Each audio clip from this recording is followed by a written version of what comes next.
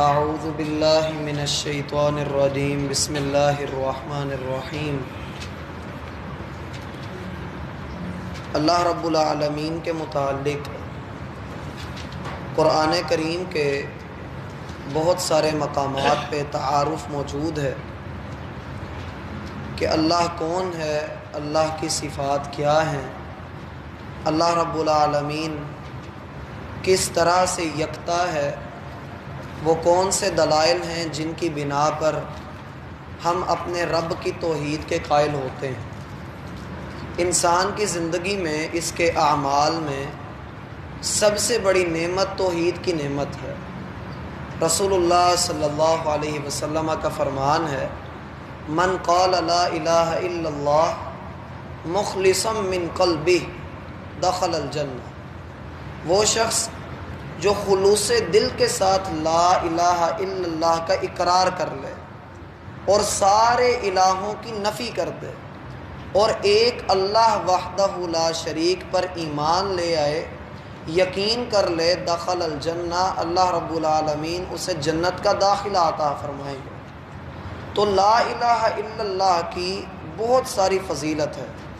روایات میں آتا ہے کہ موسیٰ علیہ السلام نے اللہ سے کہا، اے اللہ مجھے کچھ ایسے کلمات سکھلا دیجئے جن کے ذریعے میں آپ سے سوال کروں اور آپ میری دعا کو فوراً قبول فرما لیں، اور وہ ایسے کلمات ہوں جو صرف مجھے سکھائے جائیں اور کسی کو نہ سکھائے گئے ہوں، وہ صرف میرے ساتھ خاص ہوں۔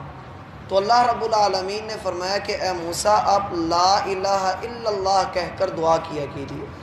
تو موسیٰ علیہ السلام کہنے لگے، اے اللہ یہ کلمہ تو سارے لوگ جانتے ہیں، اس کے ذریعے تو سارے سوال کرتے ہیں، مجھے کچھ خاص کلمہ سکھلائیے۔ تو اللہ رب العالمین نے فرمایا کہ اے موسیٰ یہی تو وہ کلمہ ہے کہ جس کے ذریعے مجھ سے سوال کیا جائے تو میں دعاؤں کو رد نہیں کرتا۔ اس کے اندر اللہ رب العالمین نے بہت ساری فضیلت بھی رکھی ہے، اور جو کوئی اس کو سمجھتا ہے یقیناً وہ توحید کو پا لیتا ہے کہ سارے الہ انسان کی زندگی میں کوئی بھی نہیں ہے جب تک اللہ رب العالمین کا حکم اس کے اوپر لاگو ہو رہا ہے، اس کی زندگی میں اور کوئی بھی نہیں آ سکتا ہے۔ لا الہ الا اللہ کا تعلق انسان کی توحید کے ساتھ گہرے طور پہ جڑ چکا ہے، ہم اس کے اوپر کسی بھی طرح کا انکار نہیں کر سکتے۔ اور بسا اوقات شرک یہ بھی ہوتا ہے کہ انسان اپنی خواہشات کو اپنا معبود بنا لیتا ہے، انسان اپنے گناہوں کو اپنا معبود بنا لیتا ہے، انسان اپنے مال کو، اپنی دولت کو، اپنی اولاد کو، اپنے چاہنے والوں کو، ان کو اپنا معبود بنا لیتا ہے۔ ہم دیکھتے ہیں کتنے ہی لوگوں نے اپنے لیے زندگی کا ایک ہدف مقرر کیا ہوتا ہے، انہوں نے اپنا ایک مقصد مقرر کیا ہوتا ہے کہ میرا یہ مقصد ہے، اور اس کے لیے وہ تگودو کرتے ہیں، اس کے لیے وہ محنت کرتے ہیں۔ ایسے لوگ بھی در حقیقت ایک شرک کر رہے ہوتے ہیں کہ اللہ کو بھلا کر وہ کسی اور کی طرف دوڑ لگا رہے ہیں۔ اللہ ہمیں اس چیز سے محفوظ فرمائے۔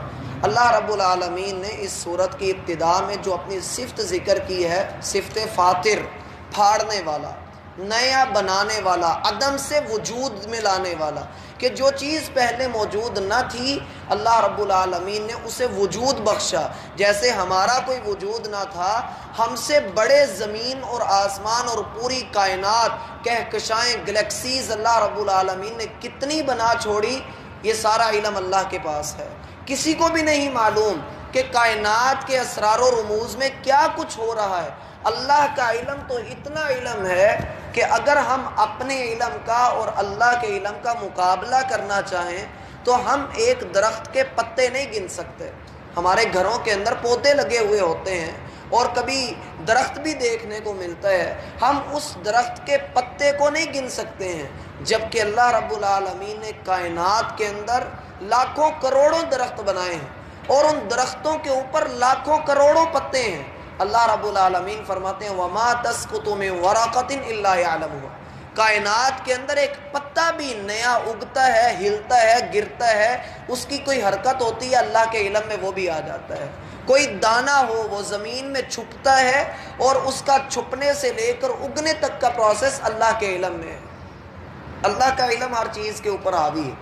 تو اللہ رب العالمین کے اس علم کو جانتے ہوئے بندے کو سمجھ لینا چاہیے کہ میرے دل کے اندر جو خیال آ رہا ہے اور جو میں 2 نمبری کرنے جا رہا ہوں اس کا علم اللہ کے پاس موجود ہے۔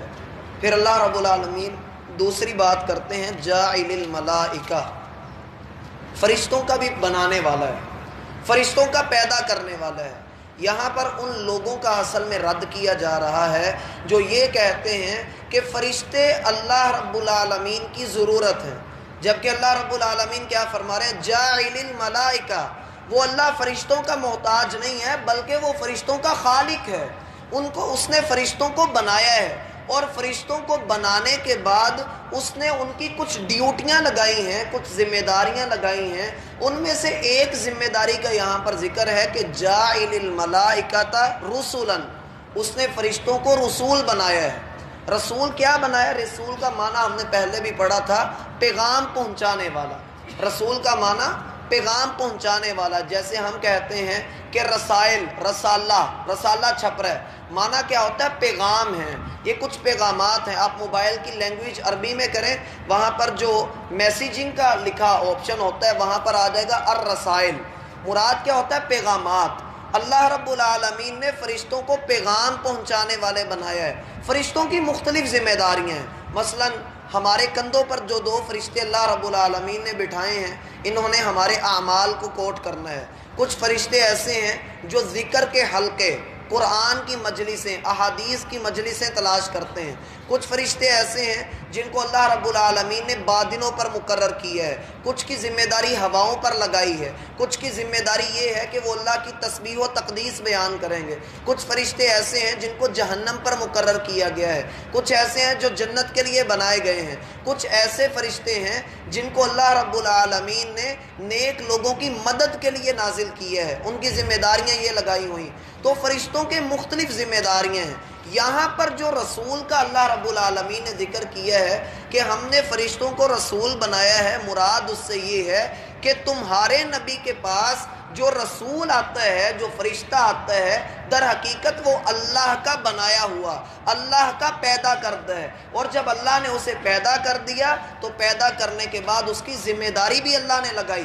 فالمدبرات امرا، قسم ہے ہمیں ان فرشتوں کی جو تدبیر کرتے ہیں، جن کے لیے ہم نے اس ذمہ داری کو لکھ چھوڑا ہے کہ ہم نے ان کو کوئی قانون دینا ہے اور زمین پر وہ قانون نافذ کرنے کے لیے آئیں گے۔ فرشتوں کے سردار سیدنا جبریل علیہ الصلاۃ والسلام ہیں، اور ان کے علاوہ جو مشہور فرشتے ہیں ان میں میکائیل، اسرافیل، ملک الموت، اور اسی طرح جہنم کا جو داروغہ ہے اس کا نام ہے مالک، قرآن کریم کے اندر وہ نام موجود ہے۔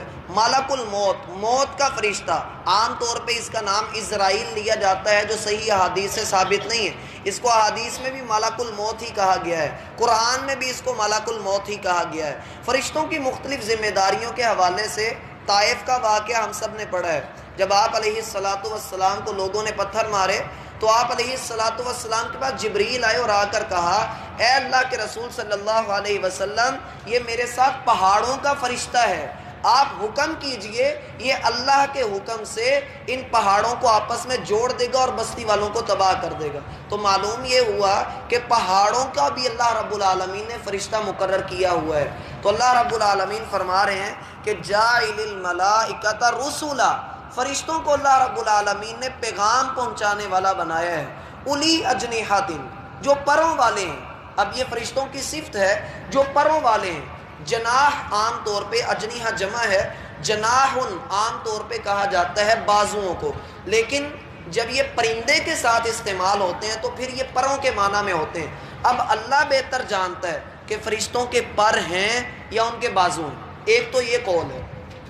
دوسرا قول یہ ہے کہ کچھ فرشتوں کے بازو ہیں اور کچھ کے پر ہیں، یہ اللہ کو ہی بہتر معلوم ہے۔ جیسا کہ حدیث میں صحیح بخاری میں آتا ہے، رسول اللہ صلی اللہ علیہ وسلم نے فرمایا کہ میں نے جبریل علیہ الصلاۃ والسلام کو ان کی اصلی صورت پر دیکھا تو ان کے 600 پر تھے، ان کے 600 پر تھے۔ اور اسی طریقے سے اللہ رب العالمین کا یہ آگے ہم پڑھنے والے ہیں اولی اجنحاتین، کہ اللہ رب العالمین نے ان فرشتوں کو پروں والا بنایا ہے۔ اب پروں کی کیفیت آگے اللہ بتلا رہے ہیں، مثنا، کسی کے پر 2 ہیں، و ثلاثہ، کسی کے 3 ہیں، و رباع، اور کسی کے 4 ہیں۔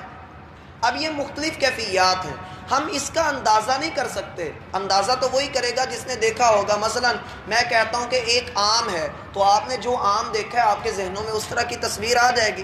لیکن جب ہم یہ کہیں کہ فرشتوں کے پر ہیں، اب کوئی بندہ کہ ایک پر ادھر ہوگا، ایک ادھر ہوگا، ایک آگے ہوگا، دوسرا کہتا نہیں پیچھے ہوگا، کوئی کہتا ہے 2 اکٹھے ہوں گے ایک الگ ہوگا، تو یہ کیسے کیفیت بیان کرے گا؟ جب دیکھا ہی نہیں تو کیفیت کیسے بیان کر سکتا ہے؟ اللہ نے بتلا دیا کہ اس کے 3 پر ہیں یا اس کے 4 پر ہیں، جبریل کے 600 پر ہیں، ہمارا ایمان ہے کہ ہیں۔ کیسے ہیں ہمیں نہیں معلوم، اللہ رب العالمین نے بتلایا، ہمارا اس کے اوپر ایمان آ گیا۔ یہ ہے ایمان کا وہ رکن جو عام طور پہ ہم سنتے ہیں کہ اللہ پر ایمان، کتابوں پر ایمان، فرشتوں پر ایمان، رسولوں پر ایمان، تقدیر پر ایمان، مرنے کے بعد دوبارہ زندہ ہونے پر ایمان۔ تو ان میں سے ایک فرشتوں کے اوپر ایمان رکھنا ہے۔ پھر فرمایا یزید فی الخلق ما یشاء، اللہ پیدائش میں جو چاہتا ہے زیادہ کر دیتا ہے۔ یہ ایک جامع جملہ ہے، یہ ایک جامع جملہ ہے، اس کے کئی معنی مراد لیے جا سکتے ہیں۔ جامع کلمات کی خاصیت یہ ہوتی ہے، بات ایک ہوتی ہے لیکن اس کے مطلب کتنے سارے نکل رہے ہوتے ہیں۔ مثلا یزید فی الخلق ما یشاء کا معنی یہ بھی ہو سکتا ہے کہ اللہ رب العالمین اپنے فرشتوں کے جتنے پر چاہتا ہے بنا دیتا ہے، یہ اللہ رب العالمین جانتا ہے۔ ایک معنی اس کا یہ بھی ہو سکتا ہے کہ اللہ رب العالمین نے کئی فرشتوں کو لمبے قد والا بنایا ہے، کئی فرشتوں کو اللہ رب العالمین نے چھوٹے قد والا بنایا ہے۔ یزید فی الخلق ما یشاء کا تیسرا معنی یہ ہو سکتا ہے کہ انسانوں میں، ساری مخلوقات میں اللہ رب العالمین نے مختلف قسم کے لوگ بنائے، کوئی بہت خوبصورت ہیں، کوئی واجبی شکل کے ہیں، کوئی رنگ کے گورے ہیں، کوئی کسی طرح کے ہیں، کوئی کسی طرح کے ہیں۔ پھر اللہ رب العالمین نے دوسری مخلوقات کو بھی بنایا ہے، ان میں اللہ رب العالمین نے کئی حسن والے بنا دیے، کوئی واجبی بنا دیے۔ پھر اللہ رب العالمین نے اسی چیز کے اندر، اسی جملے کے اندر یہ بات بھی چھپی ہوئی ہے کہ یزید فی الخلق ما یشاء، اللہ پیدائش میں جو چیز چاہتا ہے زیادہ کر دیتا ہے۔ کسی کی آواز اللہ خوبصورت بنا دیتے ہیں، کسی کو واجبی سی آواز والا بنا دیتے ہیں۔ تو اس میں بہت سارے معنی آ جاتے ہیں اور سارے کے سارے درست ہیں۔ ان اللہ علی کل شیء قدیر، وجہ کیا ہے ان 3 باتوں کے کرنے کی کہ اللہ کے لیے تعریف ہے، اس لیے کہ وہ زمین و آسمان کو عدم سے وجود میں لانے والا ہے، فرشتوں کو رسول بنانے والا ہے، پھر فرشتوں کے مختلف پر بنانے والا ہے، پھر ان پروں کے علاوہ جو وہ چاہتا ہے پیدا کرنے کے اوپر قادر ہے۔ کیوں؟ اس لیے کہ اللہ علی کل شیء قدیر، وہ ہر چیز کے اوپر خوب قادر ہے۔ جب اس کی قدرت ہے، اس کا اختیار ہے، تو جو چاہتا ہے وہ کرتا ہے۔ اگر تمہارے پاس کوئی اختیارات موجود ہیں تو اللہ کے مقابلے میں اپنے اختیارات کو پیش کرو اور پھر دیکھ لو کہ تمہارے معبود ایک طرف ہوں، اللہ کے اختیار ایک طرف ہو، تو وہ تمہاری زمین کے اوپر ایک ذرہ بھی پیدا نہیں کر سکتے، وہ آسمان کا ایک ٹکڑا نہیں بنا سکتے، وہ کسی کو اڑنے کی طاقت نہیں دے سکتے۔ یہ اللہ رب العالمین کے پاس ہے، اس لیے مان لو کہ ہر چیز پر اللہ خوب قادر ہے۔ اللہ ہمیں